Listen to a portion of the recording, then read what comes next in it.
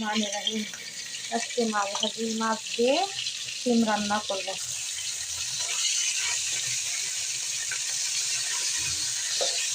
ঝাল, পেঁয়াজ, রসুন, জিরা বাটা দিয়ে দিলাম, লবণ দিয়ে দিলাম, হলুদ দিয়ে দিলাম, পানি দিয়ে দিলাম,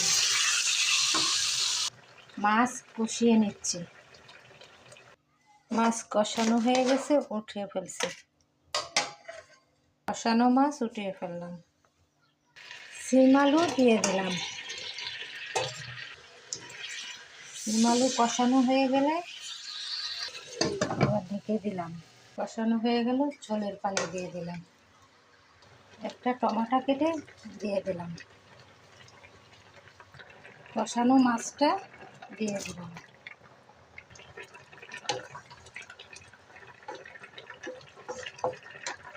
হয়ে গেল আমার সিম আলু টমেটো দিয়ে মাছের ঝোল।